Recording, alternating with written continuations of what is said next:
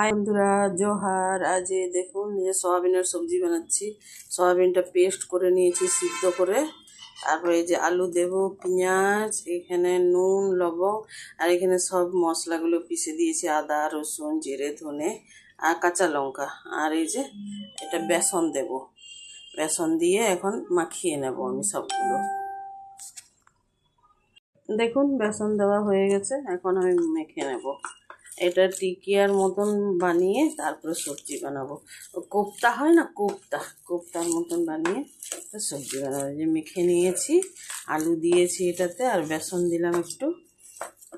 তারপরে এটা সয়াবিনটা সিদ্ধ করে পিষে দিয়েছি। দেখতে থাকুন বন্ধুরা।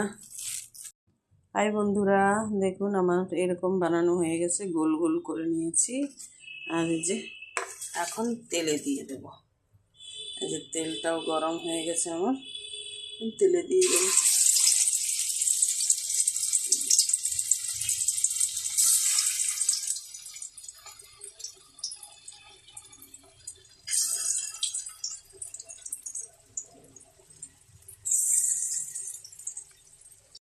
এই দেখুন ভাজা ভাজা হয়ে গেছে, এটা এখন নামিয়ে নেব, আবার ভাজা করে নেব। বন্ধুরা দেখুন কেমন হয়েছে, এটা একদম কোপ্তার মতন। আমাদের এমনিতেও ভালো লাগে, আমাদের এমনিতেই খেতে ইচ্ছে করে, সবজি দিয়ে ঝোলে দিয়ে তো ভালো লাগে না। এই যে আরেকবার দিয়েছি, এই যে ভাজা হয়ে গেছে কিছু।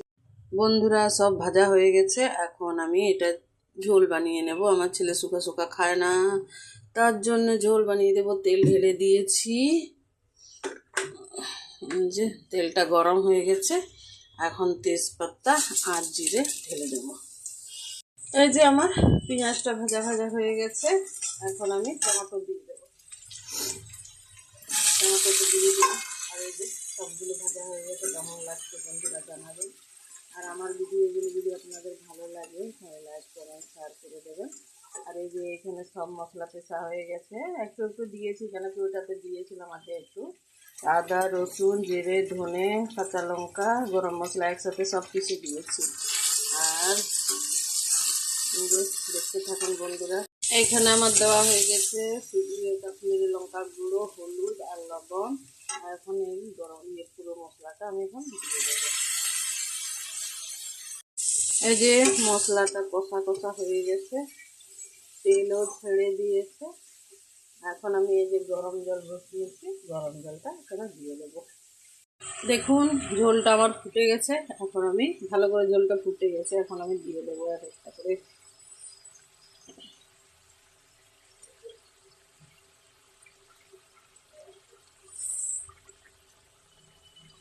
সব দেওয়া হয়ে গেছে, এখন নেড়ে চেড়ে দিলাম আর ঢেকা দিয়ে দেবো একটু 5 মিনিটের মতন, তারপরে হয়ে যাবে রেডি। দেখুন বন্ধুরা আমার সবজি মানে সয়াবিনের কোপ্তা বানানো হয়ে গেছে, রেডি। চলে এসো বন্ধুরা। আর এই যে একটু ভাজা খাওয়ার জন্য রেখেছি, এটাই যে ফাইনাল লুক।